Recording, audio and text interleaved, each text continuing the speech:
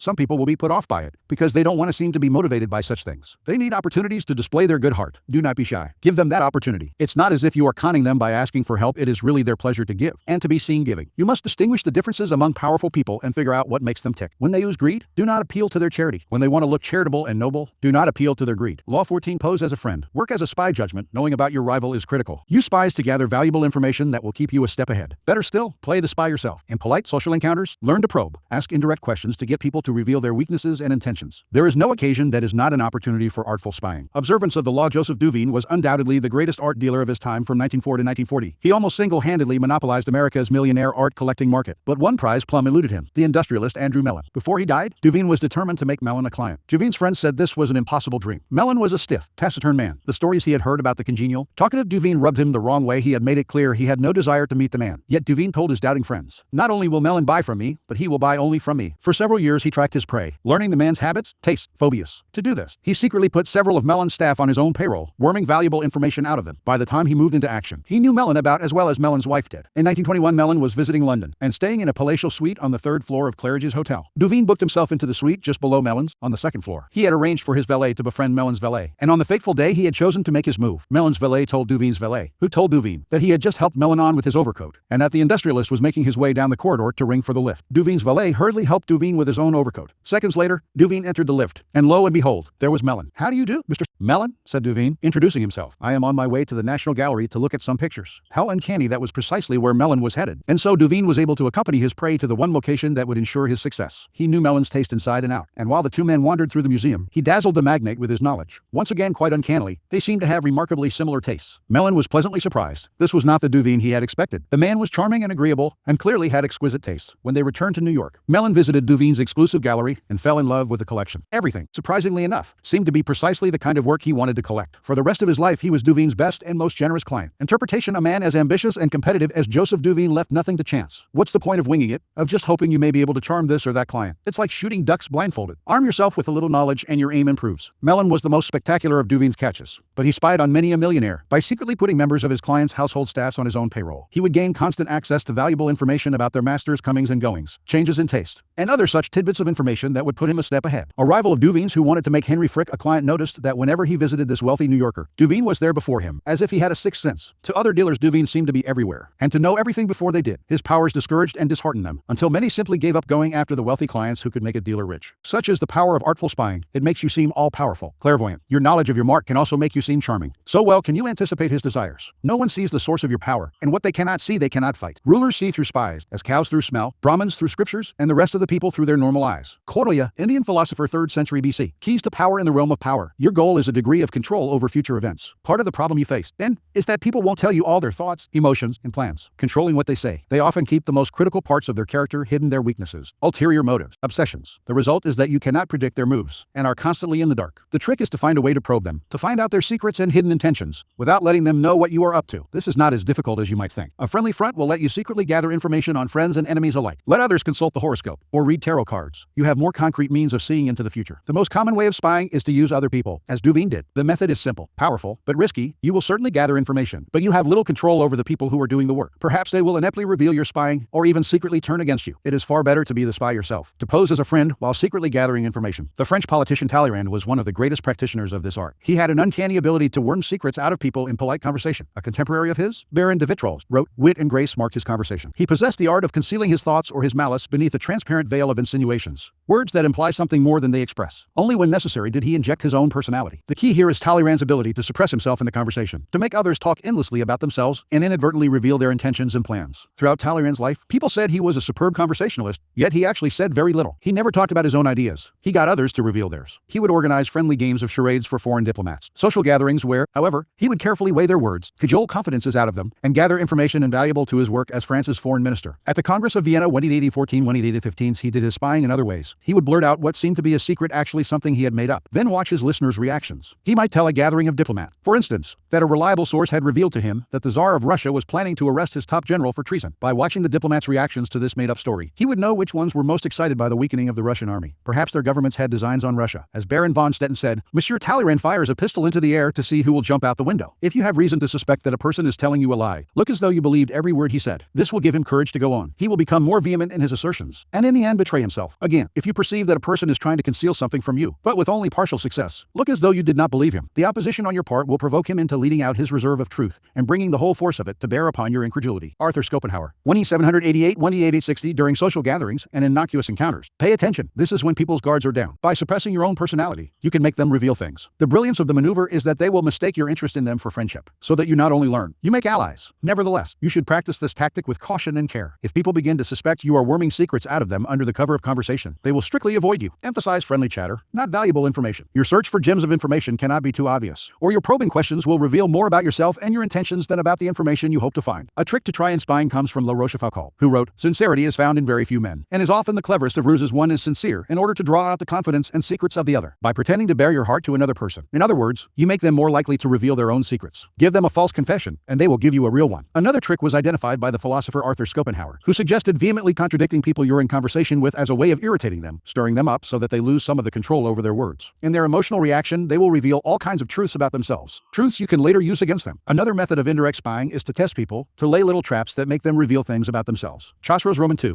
a notoriously clever 7th century king of the Persians, had many ways of seeing through his subjects without raising suspicion. If he noticed, for instance, that two of his courtiers had become particularly friendly, he would call one of them aside and say he had information that the other was a traitor, and would soon be killed. The king would tell the courtier he trusted him more than anyone, and that he must keep this information secret. Then he would watch the two men carefully. If he saw that the second courtier had not changed in his behavior toward the king, he would conclude that the first courtier had kept the secret, and he would quickly promote the man, later taking him aside to confess, "I meant to kill your friend because of certain information that had reached me, but when I investigated the matter, I found it was untrue." If, on the other hand, the second courtier started to avoid the king, acting aloof and tense, Chosroes would know that the secret had been revealed. He would ban the second courtier from his court, letting him know that the whole business had only been a test, but that even though the man had done nothing wrong, he could no longer trust him. The first courtier, however, had revealed a secret, and him Chosroes would ban from his entire kingdom. It may seem an odd form of spying that reveals not empirical information, but a person's character. Often, however, it is the best way of solving problems before they arise. By tempting people into certain acts, you learn about their loyalty, their honesty, and so on. And this kind of knowledge is often the most valuable of all. Armed with it, you can predict their actions in the future. Image, the third eye of the spy. In the land of the two-eyed, the third eye gives you the omniscience of a god. You see further than others, and you see deeper into them. Nobody is safe from the eye but you. Authority. Now, the reason a brilliant sovereign and a wise general conquer the enemy whenever they move, and their achievements surpass those of ordinary men, is their foreknowledge of the enemy situation. This foreknowledge cannot be elicited from spirits, nor from gods, nor by analogy with past events, nor by astrologic calculations. It must be obtained from men who know the enemy situation from spies. Sun Tzu, The Art of War, 4th century BC. Reversal information is critical to power, but just as you spy on other people, you must be prepared for them to spy on you. One of the most potent weapons in the battle for information, then, is giving out false information. As Winston Churchill said, "Truth is so precious that she should always be attended by a bodyguard of lies." You must surround yourself with such a bodyguard, so that your truth cannot be penetrated. By planting the information of your choice, you control the game. In 1944, the Nazis' rocket bomb attacks on London suddenly escalated. Over 2,000 B-1 flying bombs fell on the city, killing more than 5,000 people and wounding many more. Somehow, however, the Germans consistently missed their targets. Bombs that were intended for Tower Bridge, or Piccadilly, would fall well short of the city, landing in the less populated suburbs. This was because, in fixing their targets, the Germans relied on secret agents they had planted in England. They did not know that these agents had been discovered, and that in their place, English-controlled agents were feeding them subtly deceptive information. The bombs would hit farther and farther from their targets every time they fell. By the end of the campaign, they were landing on cows in the country. By feeding people wrong information, then, you gain a potent advantage. While spying gives you a third eye, disinformation puts out one of your enemy's eyes. A cyclops. He always misses his target. Law 15: Crush your enemy totally. Judgment. All great leaders since Moses have known that a feared enemy must be crushed completely. Sometimes they have learned this the hard way. If one ember is left left the light. No matter how dimly it smolders, a fire will eventually break out. More is lost through stopping halfway than through total annihilation. The enemy will recover and will seek revenge. Crush him, not only in body but in spirit. Transgression of the law. No rivalry between leaders is more celebrated in Chinese history than the struggle between H. Xiangyu and Liu Pang. These two generals began their careers as friends, fighting on the same side. H. Xiangyu came from the nobility, large and powerful, given to bouts of violence and temper, a bit dull-witted. He was yet a mighty warrior who always fought at the head of his troops. Liu Pang came from peasant stock. He had never been much of a soldier and preferred women and wine to fighting. In fact, he was something of a scoundrel, but he was wily, and he had the ability to recognize the best strategists, keep them as his advisors, and listen to their advice. He had risen in the army through these strengths. The remnants of an enemy can become active like those of a disease or fire. Hence, these should be exterminated completely. One should never ignore an enemy, knowing him to be weak. He becomes dangerous in due course, like the spark of fire in a haystack. Kautilya, Indian philosopher, 3rd century BC. In 208 BC, the king of Chu sent two massive armies to conquer the powerful kingdom of Chen. One army went north, under the generalship of Song Yi, with H. Xiangyu second in command. The other, led by Liu Pang, headed straight toward Chen. The target was the kingdom's splendid capital, Xinyang. And H. Xiangyu, ever violent and impatient, could not stand the idea that Liu Pang would get to Xinyang first, and perhaps would assume command of the entire army. The trap at Sinigaglia on the day Romero was executed. Cesare Borgia quit Cesena, leaving the mutilated body on the town square, and marched south. 3 days later he arrived at Fano, where he received the envoys of the city of Ancona, who assured him of their loyalty. A messenger from Vitalasso Vitelli announced that the little Adriatic port of Sinigaglia had surrendered to the condottieri mercenary soldiers. Only the citadel, in charge of the Geno's Andrea Doria, still held out, and Doria refused to hand it over to anyone except Caesar himself. Borgia sent word that he would arrive the next day, which was just what the condottieri wanted to hear. Once he reached Sinigaglia, Caesar would be an easy prey, caught between the citadel and their forces ringing the town. The condottieri were sure they had military superiority, believing that the departure of the French troops had left Caesar with only a small force. In fact, according to Machiavelli, Borgia had left Cesena with 10,000 infantrymen and 3,000 horse, taking pains to split up his men so that they would march along parallel routes before converging on Sinigaglia. The reason for such a large force was that he knew, from a confession extracted from Romero de Lorca, what the condottieri had up their sleeve. He therefore decided to turn their own trap against them. This was the masterpiece of trickery that the historian Paolo Giovio later called the Magnificent Deceit. At dawn on December 31, 502, Caesar reached the outskirts of Sinigaglia. Led by Michelato Corella, Caesar's advance guard of 200 lances took up its position on the canal bridge. This control of the bridge effectively prevented the conspirators' troops from withdrawing. Caesar greeted the condottieri effusively and invited them to join him. Michelato had prepared the Palazzo Bernardino for Caesar's use, and the Duke invited the condottieri inside. Once indoors, the men were quietly arrested by guards who crept up from the rear. Caesar gave orders for an attack on Vitelli's and Orsini's soldiers in the outlying areas. That night, while their troops were being crushed, Michelato throttled Oliveretto and Vitelli in the Bernardino Palace. At one fell swoop, Borgia had got rid of his former generals and worst enemies, the Borgias. Ivan Clueless, 1989. At one point on the northern front, H. Xiang's commander, Song Yi, hesitated in sending his troops into battle. Furious, H. Xiang entered Song Yi's tent, proclaimed him a traitor, cut off his head, and assumed sole command of the army. Without waiting for orders, he left the northern front and marched directly on H. Xinyang. He felt certain he was the better soldier and general than Liu, but, to his utter astonishment, his rival, leading a smaller, swifter army, managed to reach H. Xinyang first. H. Xiang had an advisor, Fan Seng, who warned him, this village headman Liu Pang used to be greedy only for riches and women, but since entering the capital he has not been led astray by wealth, wine, or sex. That shows he is aiming high. Fan Seng urged H. Xiang to kill his rival before it was too late. He told the general to invite the wily peasant to a banquet at their camp outside H. Xinyang, and, in the midst of a celebratory sword dance, to have his head cut off. The invitation was sent. Liu fell for the trap and came to the banquet, but H. Xiang hesitated in ordering the sword dance, and by the time he gave the signal, Liu had sensed a trap and managed to escape. Bah! Cried Fan Seng in disgust, seeing that H. Xiang had botched the plot. One cannot plan with a simpleton. Liu Pang will steal your empire yet and make us all his prisoners. Realizing his mistake, H. Xiang hurriedly marched on H. Xinyang, this time determined to hack off his rival's head. Liu was never one to fight when the odds were against him, and he abandoned the city. H. Xiang captured H. Xinyang, murdered the young prince of Chen, and burned the city to the ground. Liu was now H. Xiang's bitter enemy, and he pursued him for many months, finally cornering him in a walled city, lacking food, his army in disarray. Liu sued for peace. Again, Fan Seng warned H. Xiang, crush him now. If you let him go again, you will be sorry later. But H. Xiang decided to be merciful. He wanted to bring Liu back to Chu alive, and to force his former friend to acknowledge him as master. But Fan proved right. Liu managed to use the negotiations for his surrender as a distraction, and he escaped with a small army. H. Xiang, amazed that he had yet again let his rival slip away, once more set out after Liu, this time with such ferocity that he seemed to have lost his mind. At one point, having captured Liu's father in battle, H. Xiang stood the old man up during the fighting and yelled to Liu across the line of troops, "Surrender now, or I shall boil your father alive." Liu calmly answered, "But we are sworn brothers, so my father is your father also. If you insist on boiling your own father, send me a bowl of the soup." H. Xiang backed down, and the struggle continued. A few weeks later, in the thick of the hunt, H. Xiang scattered his forces unwisely, and in a surprise attack Liu was able to surround his main garrison. For the first time, the tables were turned. Now it was H. Xiang who sued for peace. Liu's top advisor urged him to destroy H. Xiang, crush his army, show no mercy. To let him go would be like rearing a tiger, it will devour you later, the advisor said. Liu agreed. Making a false treaty, he lured H. Xiang into relaxing his defense, then slaughtered slaughtered almost all of his army. Xiang managed to escape, alone and on foot. Knowing that Liu had put a bounty on his head, he came upon a small group of his own retreating soldiers and cried out, "I hear Liu Pang has offered 1,000 pieces of gold and a fief of 10 our families for my head. Let me do you a favor." Then he slit his own throat and died. Interpretation: Xiang Yu had proven his ruthlessness on many an occasion. He rarely hesitated in doing away with a rival if it served his purposes. But with Liu Pang, he acted differently. He respected his rival and did not want to defeat him through deception. He wanted to prove his superiority on the battlefield, even to force the clever Liu to surrender and to serve him. Every time he had his rival in his hands, something made him hesitate a fatal sympathy with or respect for the man who, after all, had once been a friend and comrade in arms. But the moment Xiang made it clear that he intended to do away with Liu, yet failed to accomplish it, he sealed his own doom. Liu would not suffer the same hesitation once the tables were turned. This is the fate that faces all of us when we sympathize with our enemies, when pity, or the hope of reconciliation, makes us pull back from doing away with them. We only strengthen their fear and hatred of us. We have beaten them, and they are humiliated. Yet we nurture these resentful vipers who will one day kill us. Power cannot be dealt with this way. It must be exterminated, crushed, and denied the chance to return to haunt us. This is all the truer with a former friend who has become an enemy. The law governing fatal antagonisms reads, reconciliation is out of the question. Only one side can win, and it must win totally. Liu Pang learned this lesson well. After defeating Xiang Yu, this son of a farmer went on to become supreme commander of the armies of Chu, crushing his next rival, the king of Chu. His own former leader, he crowned himself emperor, defeated everyone in his path, and went down in history as one of the greatest rulers of China. The immortal Han Cao-Tzu, founder of the Han Dynasty. To have ultimate victory, you must be ruthless. Napoleon Bonaparte, winning 769 180-21. Those who seek to achieve things should show no mercy. Kautilya, Indian philosopher 3rd century BC. Observance of the law. Wu Keo, born in AD 625, was the daughter of a duke, and as a beautiful young woman of many charms, she was accordingly attached to the harem of Emperor Taizong. The imperial harem was a dangerous place, full of young concubines vying to become the emperor's favorite. Wu's beauty and forceful character quickly won her this battle, but knowing that an emperor, like other powerful men, is a creature of whim, and that she could easily be replaced, she kept her eye on the future. Wu managed to seduce the emperor's dissolute son, Cao-Tzu, on the only possible occasion when she could find him alone, while he was relieving himself at the royal urinal. Even so, when the emperor died and Cao-Tzu took over the throne, she still suffered the fate to which all wives and concubines of a deceased emperor were bound by tradition and law. Her head shaven, she entered a convent for what was supposed to be the rest of her life. For 7 years, Wu schemed to escape by communicating in secret with the new emperor, and by befriending his wife, the empress. She managed to get a highly unusual royal edict allowing her to return to the palace and to the royal harem. Once there, she fawned on the empress while still sleeping with the emperor. The empress did not discourage this. She had yet to provide the emperor with an heir. Her position was vulnerable, and Wu was a valuable ally. In 654, Wu Keo gave birth to a child. One day the empress came to visit, and as soon as she had left, Wu smothered the newborn her own baby. When the murder was discovered, suspicion immediately fell on the empress, who had been on the scene moments earlier and whose jealous nature was known by all. This was precisely Wu's plan. Shortly thereafter, the empress was charged with murder and executed. Wu Keo was crowned empress in her place. Her new husband, addicted to his life of pleasure, gladly gave up the reins of government to Wu Keo, who was from then on known as Empress Wu. Although now in a position of great power, Wu hardly felt secure. There were enemies everywhere. She could not let down her guard for one moment. Indeed, when she was 41, she began to fear that her beautiful young niece was becoming the emperor's favorite. She poisoned the woman with a clay mixed into her food. In 675, her own son, touted as the heir apparent, was poisoned as well. The next eldest son illegitimate, but now the crown prince was exiled a little later on trumped-up charges. And when the emperor died, in 683, Wu managed to have the son after that declared unfit for the throne. All this meant that it was her youngest, most ineffectual son who finally became emperor. In this way, she continued to rule. Over the next 5 years, there were innumerable palace coups. All of them failed, and all of the conspirators were executed. By 688, there was no one left to challenge Wu. She proclaimed herself a divine descendant of Buddha, and in 690, her wishes were finally granted. She was named Holy and Divine Emperor of China. Wu became emperor because there was literally nobody left from the previous Tiang dynasty, and so she ruled unchallenged for over a decade of relative peace. In 705, at the age of 80, she was forced to abdicate. Interpretation: all who knew Empress Wu remarked on her energy and intelligence. At the time, there was no glory available for an ambitious woman beyond a few years in the imperial harem, then a lifetime walled up in a convent. In Wu's gradual but remarkable rise to the top, she was never naive. She knew that any hesitation, any momentary weakness, would spell her end. If, every time she got rid of a rival, a new one appeared, the solution was simple. She had to crush them all or be killed herself. Other emperors before her had followed the same path to the top. But Wu, who, as a woman, had next to no chance to gain power, had to be more ruthless still. Empress Wu's 40-year reign was one of the longest in Chinese history. Although the story of her bloody rise to power is well known, in China she is considered one of the period's most able and effective rulers. A priest asked the dying Spanish statesman and General Ramon Maria Narvaez, 180-1868, "Does your excellency forgive all your enemies?" "I do not have to forgive my enemies," answered Narvaez. "I have had them all shot." Keys to power. It is no accident that the two stories illustrating this law come from China. Chinese history abounds with examples of enemies who were left alive and returned to haunt the lenient. Crush the enemy is a key strategic tenet of Sun Tzu, the 4th century BC, author of The Art of War. The idea is simple. Your enemies wish you ill. There is nothing they want more than to eliminate you. If, in your struggles with them, you stop halfway or even 3/4 of the way, out of mercy or hope of reconciliation, you only make them more determined, more embittered, and they will someday take revenge. They may act friendly for the time being, but this is only because you have defeated them. They have no choice but to bide their time. The solution: have no mercy.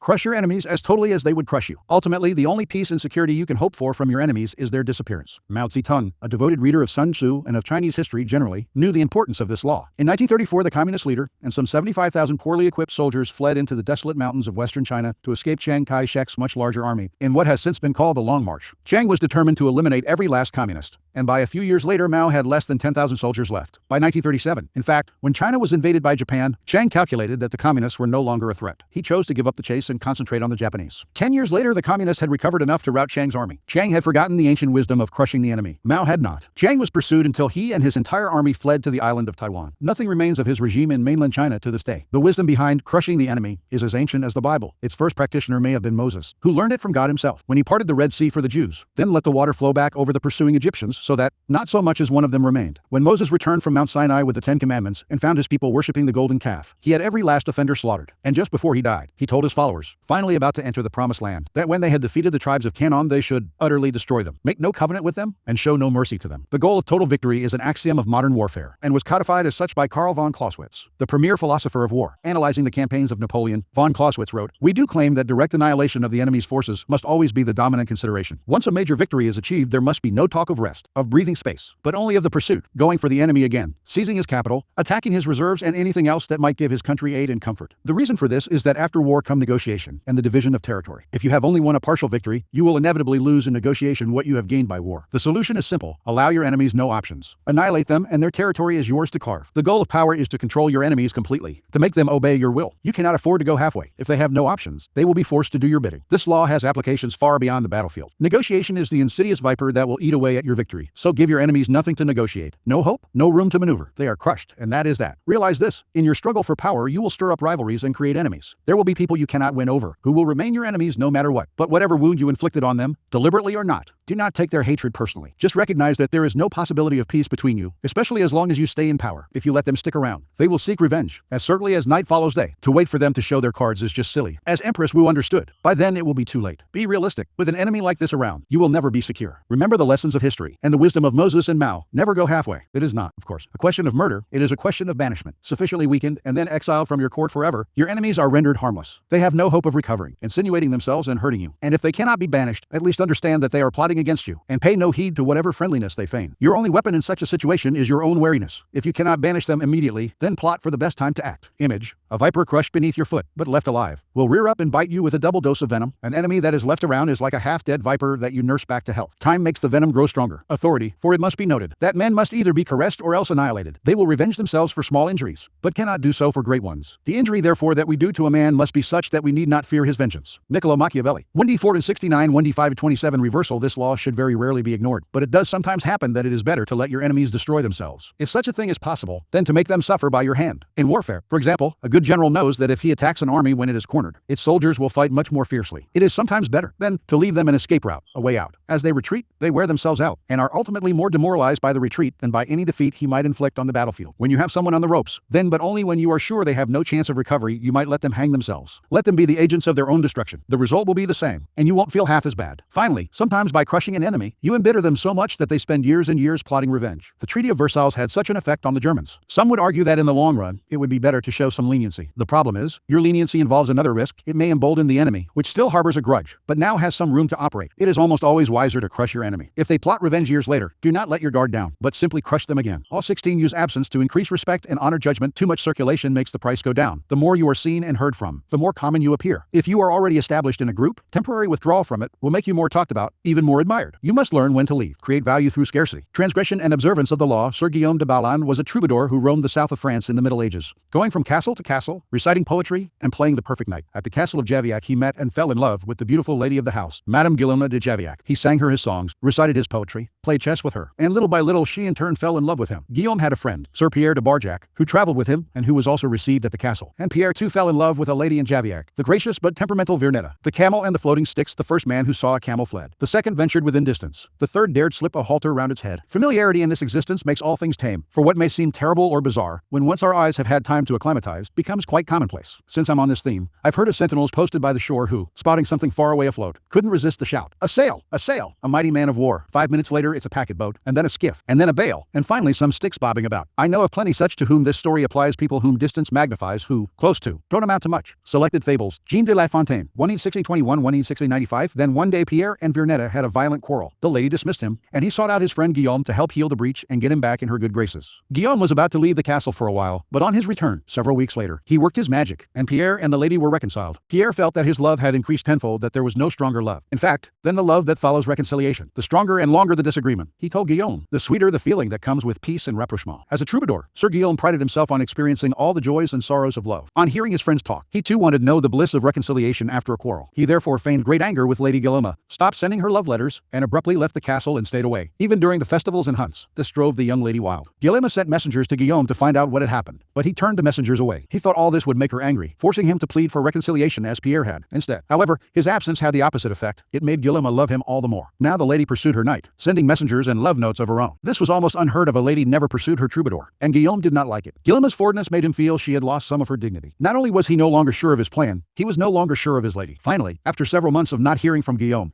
gave up. She sent him no more messengers, and he began to wonder perhaps she was angry. Perhaps the plan had worked after all. So much the better if she was. He would wait no more. It was time to reconcile. So he put on his best robe, decked the horse in its fanciest caparison, chose a magnificent helmet, and rode off to Javiac. On hearing that her beloved had returned, Guillaume rushed to see him, knelt before him, dropped her veil to kiss him, and begged forgiveness for whatever slight had caused his anger. Imagine his confusion and despair. His plan had failed abysmally. She was not angry. She had never been angry. She was only deeper in love, and he would never experience the joy of reconciliation after a quarrel. Seeing her now, and still desperate to taste that joy, he decided to try one more time. He drove her away with harsh words and threatening gestures. She left, this time vowing never to see him again. The next morning, the troubadour regretted what he had done. He rode back to Javiac, but the lady would not receive him, and ordered her servants to chase him away, across the drawbridge and over the hill. Guillaume fled. Back in his chamber, he collapsed and started to cry. He had made a terrible mistake. Over the next year, unable to see his lady, he experienced the terrible absence that can only inflame love. He wrote one of his most beautiful poems, My Song Ascends for Mercy Praying, and he sent many letters to Guillaume, explaining what he had done and begging forgiveness. After a great deal of this, Lady Guillaume, remembering his beautiful songs, his handsome figure, and his skills in dancing and falconry, found herself yearning to have him back. As penance for his cruelty, she ordered him to remove the nail from the little finger of his right hand and to send it to her along with a poem describing his miseries. He did as she asked. Finally, Guillaume de Balan was able to taste the ultimate sensation, a reconciliation even surpassing that of his friend Pierre. 5 virtues of the cock. While serving under the Duke Ai of Lu, T. Jiao, resenting his obscure position, said to his master, I am going to wander far away like a snow goose. What do you mean by that? Inquired the Duke. Do you see the cock? Said Tuyin Jiao in reply. Its crest is a symbol of civility. Its powerful talons suggest strength. Its daring to fight any enemy denotes courage. Its instinct to invite others whenever food is obtained shows benevolence. And, last but not least, its punctuality in keeping the time through the night gives us an example of veracity, in spite. However, of these 5 virtues, the cock is daily killed to fill a dish on your table. Why? The reason is that it is found within our reach. On the other hand, the snow goose traverses in one flight 1,000 li. Resting in your garden, it preys on your fishes and turtles and pecks your millet. Though devoid of any of the cock's 5 virtues, yet you prize this bird for the sake of its scarcity. This being so, I shall fly far like a snow goose. Ancient Chinese Parables, U.H. Hsu San, ed. 1974 interpretation trying to discover the joys of reconciliation. Guillaume de Balan inadvertently experienced the truth of the law of absence and presence. At the start of an affair, you need to heighten your presence in the eyes of the other. If you absent yourself too early, you may be forgotten. But once your lover's emotions are engaged, and the feeling of love has crystallized, absence inflames and excites. Giving no reason for your absence excites even more. The other person assumes he or she is at fault. While you are away, the lover's imagination takes flight, and a stimulated imagination cannot help but make love grow stronger. Conversely, the more Guillaume pursued Guillaume, the less he loved her. She had become too present, too accessible, leaving no room for his imagination and fancy, so that his feelings were suffocating. When she finally stopped sending messengers, he was able to breathe again and to return to his plan. What withdraws, what becomes scarce, suddenly seems to deserve our respect and honor. What stays too long, inundating us with its presence, makes us disdain it. In the Middle Ages, ladies were constantly putting their knights through trials of love, sending them on some long and arduous quest, all to create a pattern of absence and presence. Indeed, had Guillaume not left his lady in the first place, she might have been forced to send him away, creating an absence of her own. Absence diminishes minor passions and inflames great ones, as the wind douses a candle and fans a fire. La Rochefoucauld, 1613-1680 observance of the law. For many centuries, the Assyrians ruled Upper Asia with an iron fist. In the 8th century BC, however, the people of Media, now northwestern Iran, revolted against them, and finally broke free. Now the Medes had to establish a new government. Determined to avoid any form of despotism, they refused to give ultimate power to any one man, or to establish a monarchy without a leader. However, the country soon fell into chaos and fractured into small kingdoms, with village fighting against village. In one such village lived a man named Deioces, who began to make a name for himself for fair dealing and the ability to settle disputes. He did this so successfully, in fact, that soon any legal conflict in the area was brought to him, and his power increased. Throughout the land, the law had fallen into disrepute, the judges were corrupt, and no one entrusted their cases to the courts anymore, resorting to violence instead. When news spread of Deioces' wisdom, incorruptibility, and unshakable impartiality, Median villages far and wide turned to him to settle all manner of cases. Soon he became the sole arbiter of justice in the land. At the height of his power, Deioces suddenly decided he had had enough. He would no longer sit in the chair of judgment, would hear no more suits, settle no more disputes between brother and brother, village and village, complaining that he was spending so much time dealing with other people's problems that he had neglected his own affairs. He retired. The country once again descended into chaos, with the sudden withdrawal of a powerful arbiter like Deioces. Crime increased, and contempt for the law was never greater. The Medes held a meeting of all the villages to decide how to get out of their predicament. "We cannot continue to live in this country under these conditions," said one tribal leader. "Let us appoint one of our number to rule so that we can live under orderly government, rather than losing our homes altogether in the present chaos." And so, despite all that the Medes had suffered under the Assyrian despotism, they decided to set up a monarchy and name a king. And the man they most wanted to rule, of course, was the fair-minded Deioces. He was hard to convince, for he wanted nothing more to do with the villages in fighting and bickering. But the Medes begged and pleaded. Without him, the country had descended into a state of lawlessness. Deioces finally agreed. Yet he also imposed conditions. An enormous palace was to be constructed for him. He was to be provided with bodyguards, and a capital city was to be built from which he could rule. All of this was done, and Deioces settled into his palace. In the center of the capital, the palace was surrounded by walls and completely inaccessible to ordinary people. Deioces then established the terms of his rule. Admission to his presence was forbidden. Communication with the king was only possible through messengers. No one in the royal court could see him more than once a week, and then only by permission. Deioces ruled for 53 years, extended the Median Empire, and established the foundation for what would later be the Persian Empire, under his great-great-grandson Cyrus. During Deioces' reign, the people's respect for him gradually turned into a form of worship. He was not a mere mortal, they believed, but the son of a god. Interpretation: Deioces was a man of great ambition. He determined early on that the country needed a strong ruler, and that he was the man for the job. In a land plagued with anarchy, the most powerful man is the judge and arbiter. So Deioces began his career by making his reputation as a man of impeccable fairness, at the height of his power as a judge. However, Deioces realized the truth of the law of absence and presence. By serving so many clients, he had become too noticeable, too available, and had lost the respect he had earlier enjoyed. People were taking his services for granted. The only way to regain the veneration and power he wanted was to withdraw completely, and let the Medes taste what life was like without him. As he expected, they came begging for him to rule. Once Deioces had discovered the truth of this law, he carried it to its ultimate realization. In the palace his people had built for him, none could see him except a few courtiers, and those only rarely. As Herodotus wrote, there was a risk that if they saw him habitually, it might lead to jealousy and resentment, and plots would follow. But if nobody saw him, the legend would grow that he was a being of a different order from mere men. A man said to a dervish, "Why do I not see you more often?" The dervish replied, "Because the words, 'Why have you not been to see me?' are sweeter to my ear than the words, 'Why have you come again?'" Mullah Jami, quoted in Eldrai Shah's Caravan of Dreams, 1968. Keys to power: everything in the world depends on absence and presence. A strong presence will draw power and attention to you. You shine more brightly than those around you. But a point is inevitably reached where too much presence creates the opposite effect. The more you are seen and heard from, the more your value degrades. You become a habit, no matter how hard you try to be different. Subtly, without your knowing why, people respect you less and less. At the right moment, you must learn to withdraw yourself before they unconsciously push you away. It is a game of hide and seek. The truth of this law can most easily be appreciated in matters of love and seduction. In the beginning stages of an affair, the lover's absence stimulates your imagination, forming a sort of aura around him or her. But this aura fades when you know too much, when your imagination no longer has room to roam. The loved one becomes a person like anyone else, a person whose presence is taken for granted. This is why the 17th century French courtesan Ninon de Lenclos advised constant feints at withdrawal from one's lover. "Love never dies of starvation," she wrote, "but often of indigestion. The moment you allow yourself to be treated like anyone else, it is too late. You are swallowed and digested. To prevent this, you need to starve the other person of your presence. Force their respect by threatening them with the possibility that they will lose you for good. Create a pattern of presence and absence. Once you die, everything about you will seem different. You will be surrounded by an instant aura of respect. People will remember their criticisms of you, their arguments with you, and will be filled with regret and guilt. They are missing a presence that will never return. But you do not have to wait until you die. By completely withdrawing for a while, you create a kind of death before death. And when you come back, it will be as if you had come back from the dead. An air of resurrection will cling to you, and people will be relieved at your return." This is how Deioces made himself king. Napoleon was recognizing the law of absence and presence when he said, "If I am often seen at the theater, people will cease to notice me." Today, in a world inundated with presence through the flood of images, the game of withdrawal is all the more powerful. We rarely know when to withdraw anymore, and nothing seems private. So we are awed by anyone who is able to disappear by choice. Novelist J.D. Salinger and Thomas Pynchon have created cult-like followings by knowing when to disappear. Another, more everyday side of this law, but one that demonstrates its truth even further, is the law of scarcity in the science of economics. By withdrawing something from the market, you create instant value. In 17th century Holland, the upper classes wanted to make the tulip more than just a beautiful flower. They wanted it to be a kind of status symbol, making the flower scarce, indeed almost impossible to obtain. They sparked what was later called tulipomania. A single flower was now worth more than its weight in gold. In our own century, similarly, the art dealer Joseph Duveen insisted on making the paintings he sold as scarce and rare as possible. To keep their prices elevated and their status high, he bought up whole collections and stored them in his basement. The paintings that he sold became more than just paintings, they were fetish objects. Their value increased by their rarity. "You can get all the pictures you want at $50,000 a piece, that's easy," he once said. "But to get pictures at $250,000 a piece, that wants doing." Image, the sun. It can only be appreciated by its absence. The longer the days of rain, the more the sun is craved. But too many hot days and the sun sun overwhelms. Learn to keep yourself obscure and make people demand your return. Extend the law of scarcity to your own skills. Make what you are offering the world rare and hard to find, and you instantly increase its value. There always comes a moment when those in power overstay their welcome. We have grown tired of them, lost respect for them. We see them as no different from the rest of mankind, which is to say that we see them as rather worse, since we inevitably compare their current status in our eyes to their former one. There is an art to knowing when to retire. If it is done right, you regain the respect you had lost and retain a part of your power. The greatest ruler of the 16th century was Charles V, King of Spain, Habsburg Emperor. He governed an empire that at one point included much of Europe and the New World. Yet at the height of his power, in 1557, he retired to the monastery of Yuste. All of Europe was captivated by his sudden withdrawal. People who had hated and feared him suddenly called him great, and he came to be seen as a saint. In more recent times, the film actress Greta Garbo was never more admired than when she retired. In 1941, for some her absence came too soon. She was in her mid-30s, but she wisely preferred to leave on her own terms, rather than waiting for her audience to grow tired of her. Make yourself too available, and the aura of power you have created around yourself will wear away. Turn the game around. Make yourself less accessible, and you increase the value of your presence. Authority. Use absence to create respect and esteem. If presence diminishes fame, absence augments it. A man who, when absent, is regarded as a lion becomes, when present, something common and ridiculous. Talents lose their luster if we become too familiar with them. For the outer shell of the mind is more readily seen than its rich inner kernel. Even the outstanding genius makes use of retirement, so that men may honor him, and so that the yearning aroused by his absence may cause him to be esteemed. Balthasar Gracian. 1601-1658 reversal. This law only applies once a certain level of power has been attained. The need to withdraw only comes after you have established your presence. Leave too early and you do not increase your respect. You are simply forgotten. When you are first entering onto the world stage, create an image that is recognizable, reproducible, and is seen everywhere. Until that status is attained, absence is dangerous. Instead of fanning the flames, it will extinguish them. In love and seduction, similarly, absence is only effective once you have surrounded the other with your image, been seen by him or her everywhere. Everything must remind your lover of your presence, so that when you do choose to be away, the lover will always be thinking of you, will always be seeing you in his or her mind's eye. Remember, in the beginning, make yourself not scarce but omnipresent. Only what is seen, appreciated, and loved will be missed in its absence. Law 17. Keep others in suspended terror. Cultivate an air of unpredictability. Judgment. Humans are creatures of habit with an insatiable need to see familiarity in other people's actions. Your predictability gives them a sense of control. Turn the tables. Be deliberately unpredictable. Behavior that seems to have no consistency or purpose will keep them off balance, and they will wear themselves out trying to explain your moves. Taken to an extreme, this strategy can intimidate and terrorize. Observance of the law. In May of 1972, chess champion Boris Spassky anxiously awaited his rival Bobby Fischer in Reykjavik, Iceland. The two men had been scheduled to meet for the World Championship of Chess, but Fischer had not arrived on time and the match was on hold. Fischer had problems with the size of the prize money, problems with the way the money was to be distributed, problems with the logistics of holding the match in Iceland. He might back out at any moment. Spassky tried to be patient. His Russian bosses felt that Fischer was humiliating him and told him to walk away, but Spassky wanted this match. He knew he could destroy Fischer, and nothing was going to spoil the greatest victory of his career. So it seems that all our work may come to nothing, Spassky told a comrade. But what can we do? It is Bobby's move. If he comes, we play. If he does not come, we do not play. A man who is willing to commit suicide has the initiative. Fischer finally arrived in Reykjavik, but the problems and the threat of cancellation continued. He disliked the hall where the match was to be fought. He criticized the lighting. He complained about the noise of the cameras. He even hated the chairs in which he and Spassky were to sit. Now the Soviet Union took the initiative and threatened to withdraw their man. The bluff apparently worked. After all the weeks of waiting, the endless and infuriating negotiations, Fischer agreed to play. Everyone was relieved. No one more than Spassky. But on the day of the official introductions, Fischer arrived very late. And on the day when the match of the century was to begin, he was late again. This time, however, the consequences would be dire. If he showed up too late, he would forfeit the first game. What was going on? Was he playing some sort of mind game? Or was Bobby Fischer perhaps afraid of Boris Spassky? It seemed to the assembled grandmasters, and to Spassky, that this young kid from Brooklyn had a terrible case of the jitters. At 5:09 Fischer showed up, exactly 1 minute before the match was to be cancelled. The first game of a chess tournament is critical, since it sets the tone for the months to come. It is often a slow and quiet struggle, with the two players preparing themselves for the war and trying to read each other's strategies. This game was different. Fischer made a terrible move early on, perhaps the worst of his career, and when Spassky had him on the ropes, he seemed to give up. Yet Spassky knew that Fischer never gave up. Even when facing checkmate, he fought to the bitter end, wearing the opponent down. This time, though, he seemed resigned. Then suddenly he broke out a bold move that put the room in a buzz. The move shocked Spassky, but he recovered and managed to win the game. But no one could figure out what Fischer was up to. Had he lost deliberately, or was he rattled, unsettled, even, as some thought, insane? After his defeat in the first game, Fischer complained all the more loudly about the room, the cameras, and everything else. He also failed to show up on time for the second game. This time the organizers had had enough. He was given a forfeit. Now he was down 2 games to none, a position from which no one had ever come back to win a chess championship. Fischer was clearly unhinged. Yet in the third game, as all those who witnessed it remembered, he had a ferocious look in his eye, a look that clearly bothered Spassky. And despite the hole he had dug for himself, he seemed supremely confident. He did make what appeared to be another blunder, as he had in the first game, but his cocky air made Spassky smell a trap. Yet despite the Russian's suspicions, he could not figure out the trap, and before he knew it, Fischer had checkmated him. In fact, Fischer's unorthodox tactics had completely unnerved his opponent. At the end of the game, Fischer leaped up and rushed out, yelling to his confederates as he smashed a fist into his palm, "I'm crushing him with brute force." In the next games, Fischer pulled moves that no one had seen from him before, moves that were not his style. Now Spassky started to make blunders. After losing the 6th game, he started to cry. One grandmaster said, "After this, Spassky's got to ask himself if it's safe to go back to Russia." After the 8th game, Spassky decided he knew what was happening. Bobby Fischer was hypnotizing him. He decided not to look look Fisher in the eye. He lost anyway. After the 14th game, he called a staff conference and announced, "An attempt is being made to control my mind." He wondered whether the orange juice they drank at the chess table could have been drugged. Maybe chemicals were being blown into the air. Finally, Spassky went public, accusing the Fisher team of putting something in the chairs that was altering Spassky's mind. The KGB went on alert. Boris Spassky was embarrassing the Soviet Union. The chairs were taken apart and x-rayed. A chemist found nothing unusual in them. The only things anyone found anywhere, in fact, were 2 dead flies in a lighting fixture. Spassky began to complain of hallucinations. He tried to keep playing, but his mind was unraveling. He could not go on. On September 2, he resigned. Although still relatively young, he never recovered from this defeat. Interpretation in previous games between Fisher and Spassky. Fisher had not fared well. Spassky had an uncanny ability to read his opponent's strategy and use it against him. Adaptable and patient, he would build attacks that would defeat not in 7 moves, but in 70. He defeated Fisher every time they played because he saw much further ahead, and because he was a brilliant psychologist who never lost control. One master said, "He doesn't just look for the best move. He looks for the move that will disturb the man he is playing." Fisher, however, finally understood that this was one of the keys to Spassky's success. He played on your predictability, defeated you at your own game. Everything Fisher did for the championship match was an attempt to put the initiative on his side and to keep Spassky off balance. Clearly, the endless waiting had an effect on Spassky's psyche. Most powerful of all, though, were Fisher's deliberate blunders and his appearance of having no clear strategy. In fact, he was doing everything he could to scramble his old patterns, even if it meant losing the first match and forfeiting the second. Spassky was known for his sang-froid and level-headedness, but for the first time in his life, he could not figure out his opponent. He slowly melted down, until at the end he was the one who seemed insane. Chess contains the concentrated essence of life. First, because to win you have to be supremely patient and far-seeing. And second, because the game is built on patterns, whole sequences of moves that have been played before and will be played again, with slight alterations, in any one match. Your opponent analyzes the patterns you are playing and uses them to try to foresee your moves. Allowing him nothing predictable to base his strategy on gives you a big advantage. In chess as in life, when people cannot figure out what you are doing, they are kept in a state of terror, waiting, uncertain, confused. Life at court is a serious, melancholy game of chess, which requires us to draw up our pieces and batteries, form a plan, pursue it, parry that of our adversary. Sometimes, however, it is better to take risks and play the most capricious, unpredictable move. Jean de la Brière, winning 60-45, winning 60-96 keys to power nothing is more terrifying than the sudden and unpredictable. That is why we are so frightened by earthquakes and tornadoes. We do not know when they will strike. After one has occurred, we wait in terror for the next one, to a lesser degree. This is the effect that unpredictable human behavior has on us. Animals behave in set patterns, which is why we are able to hunt and kill them. Only man has the capacity to consciously alter his behavior, to improvise and overcome the weight of routine and habit. Yet most men do not realize this power. They prefer the comforts of routine, of giving in to the animal nature that has them repeating the same compulsive actions time and time again. They do this because it requires no effort, and because they mistakenly believe that if they do not unsettle others, they will be left alone. Understand, a person of power instills a kind of fear by deliberately unsettling those around him to keep the initiative on his side. You sometimes need to strike without warning to make others tremble when they least expect it. It is a device that the powerful have used for centuries. Filippo Maria, the last of the Visconti dukes of Milan in 15th century Italy, consciously did the opposite of what everyone expected of him. For instance, he might suddenly shower a courtier with attention, and then, once the man had come to expect a promotion to higher office, would suddenly start treating him with the utmost disdain. Confused, the man might leave the court, when the duke would suddenly recall him and start treating him well again. Doubly confused, the courtier would wonder whether his assumption that he would be promoted had become obvious and offensive to the duke, and would start to behave as if he no longer expected such honor. The duke would rebuke him for his lack of ambition and would send him away. The secret of dealing with Filippo was simple. Do not presume to know what he wants. Do not try to guess what will please him. Never inject your will. Just surrender to his will. Then wait to see what happens. Amidst the confusion and uncertainty he created, the duke ruled supreme, unchallenged and at peace. Unpredictability is most often the tactic of the master, but the underdog too can use it to great effect. If you find yourself outnumbered or cornered, throw in a series of unpredictable moves. Your enemies will be so confused that they will pull back or make a tactical blunder. In the spring of 1862, during the American Civil War, General Stonewall Jackson and a force of 600 Confederate soldiers were tormenting the larger Union forces in the Shenandoah Valley. Meanwhile, not far away, General George Brinton McClellan, heading a force of 90,000 Union soldiers, was marching south from Washington, D.C., to lay siege to Richmond, Virginia, the Confederate capital. As the weeks of the campaign went by, Jackson repeatedly led his soldiers out of the Shenandoah Valley, then back to it. His movements made no sense. Was he preparing to help defend Richmond? Was he marching on Washington? Now that McClellan's absence had left it unprotected, was he heading north to wreak havoc up there? Why was his small force moving in circles? Jackson's inexplicable moves made the Union generals delay the march on Richmond as they waited to figure out what he was up to. Meanwhile, the South was able to pour reinforcements into the town. A battle that could have crushed the Confederacy turned into a stalemate. Jackson used this tactic time and again when facing numerically superior forces. Always mystify, mislead, and surprise the enemy, if possible, he said. Such tactics will win every time, and a small army may thus destroy a large one. This law applies not only to war, but to everyday situations. People are always trying to read the motives behind your actions and to use your predictability against you. Throw in a completely inexplicable move, and you put them on the defensive. Because they do not understand you, they are unnerved, and in such a state, you can easily intimidate them. Pablo Picasso once remarked, "The best calculation is the absence of calculation." Once you have attained a certain level of recognition, others generally figure that when you do something, it's for an intelligent reason. So it's really foolish to plot out your movements plans too carefully in advance. You're better off acting capriciously. For a while, Picasso worked with the art dealer Paul Rosenberg. At first, he allowed him a fair amount of latitude in handling his paintings. Then one day, for no apparent reason, he told the man he would no longer give him any work to sell. As Picasso explained, Rosenberg would spend the next 48 hours trying to figure out why. Was I reserving things for some other dealer? I'd go on working and sleeping, and Rosenberg would spend his time figuring. In 2 days, he'd come back, nerves jangled, anxious, saying, "After all, dear friend, you wouldn't turn me down if I offered you this much, naming a substantially higher figure for those paintings rather than the price I've been accustomed to paying you. Would you?" Unpredictability is not only a weapon of terror. Scrambling your patterns on a day-to-day basis will cause a stir around you and stimulate interest. People will talk about you, ascribe motives and explanations that have nothing to do with the truth, but that keep you constantly in their minds. In the end, the more capricious you appear, the more respect you will garner. Only the terminally subordinate act in a predictable manner. Image: the cyclone, a wind that cannot be foreseen. Sudden shifts in the barometer, inexplicable changes in direction and velocity. There is no defense. A cyclone sows terror and confusion. Authority: the enlightened ruler is so mysterious that he seems to dwell nowhere, so inexplicable that no one can seek him. He reposes in non-action above, and his ministers tremble below. Han Fei Tzu, Chinese philosopher, 3rd century BC. Reversal: sometimes predictability can work in your favor. By creating a pattern for people to be familiar and comfortable with, you can lull them to sleep. They have prepared everything according to their preconceived notions about you. You can use this in several ways. First, it sets up a smoke screen, a comfortable front behind which you can carry on deceptive actions. Second, it allows you on rare occasions to do something completely against the pattern, unsettling your opponent so deeply he will fall to the ground without being pushed. In 1974, Muhammad Ali and George Foreman were scheduled to fight for the World Heavyweight Boxing Championship. Everyone knew what would happen. Big George Foreman would try to land a knockout punch while Ali would dance around him, wearing him out. That was Ali's way of fighting, his pattern, and he had not changed it in more than 10 years. But in this case, it seemed to give Foreman the advantage. He had a devastating punch, and if he waited, sooner or later Ali would have to come to him. Ali, the master strategist, had other plans. In press conferences before the big fight, he said he was going to change his style and punch it out with Foreman. No one, least of all Foreman, believed this for a second. That plan would be suicide on Ali's part. He was playing the comedian, as usual. Then, before the fight, Ali's trainer loosened the ropes around the ring, something a trainer would do if his boxer were intending to slug it out. But no one believed this ploy. It had to be a setup. To everyone's amazement, Ali did exactly what he had said he would do. As Foreman waited for him to dance around, Ali went right up to him and slugged it out. He completely upset his opponent's strategy. At a loss, Foreman ended up wearing himself out, not by chasing Ali, but by throwing punches wildly and taking more and more counterpunches. Finally, Ali landed a dramatic right cross that knocked out Foreman. The habit of assuming that a person's behavior will fit its previous patterns is so strong that not even Ali's announcement of a strategy change was enough to upset it. Foreman walked into a trap, the trap he had been told to expect. A warning: unpredictability can work against you sometimes, especially if you are in a subordinate position. There are times when it is better to let people feel comfortable and settled around you than to disturb them. Too much unpredictability will be seen as a sign of indecisiveness, or even of some more serious psychic problem. Patterns are powerful, and you can terrify people by disrupting them. Such power should only be used judiciously. Law 18: do not build fortresses to protect yourself. Isolation is dangerous judgment. The world is dangerous and enemies are everywhere. Everyone has to protect themselves. A fortress seems the safest, but isolation exposes you to more dangers than it protects you from. It cuts you off from valuable information. It makes you conspicuous and an easy target. Better to circulate among people, find allies, mingle. You are shielded from your enemies by the crowd. Transgression of the law. Ch. and Shi Huangtai, the first emperor of China 221-210 BC, was the mightiest man of his day. His empire was vaster and more powerful than that of Alexander the Great. He had conquered all of the kingdoms surrounding his own kingdom of Xi'an and unified them into one massive realm called China. But in the last years of his life, few, if anyone, saw him. The emperor lived in the most magnificent palace built to that date, in the capital of Xinjiang. The palace had 270 pavilions. All of these were connected by secret underground passageways, allowing the emperor to move through the palace without anyone seeing him. He slept in a different room every night, and anyone who inadvertently laid eyes on him was instantly beheaded. Only a handful of men knew his whereabouts, and if they revealed it to anyone, they, too, were put to death. The first emperor had grown so terrified of human contact that when he had to leave the palace, he traveled incognito, disguising himself carefully. On one such trip through the provinces, he suddenly died. His body was borne back to the capital in the emperor's carriage, with a cart packed with salted fish trailing behind it to cover up the smell of the rotting corpse. No one was to know of his death. He died alone, far from his wives, his family, his friends, and his courtiers, accompanied only by a minister and a handful of eunuchs. The mask of the Red Death. The Red Death had long devastated the country. No pestilence had ever been so fatal or so hideous. Blood was its avatar, and it sealed the redness and horror of blood. There were sharp pains, in sudden dizziness, and then profuse bleeding at the pores, with dissolution, and the whole seizure, progress, and termination of the disease were the incidents of half an hour. But the Prince Prospero was happy and dauntless and sagacious. When his dominions were half depopulated, he summoned to his presence 1,000 hale and light-hearted friends from among the knight and dames of his court, and with these retired to the deep seclusion of one of his castellated abbeys. This was an extensive and magnificent structure, the creation of the prince's own eccentric yet august taste. A strong and lofty wall girdled it in. This wall had gates of iron. The courtier,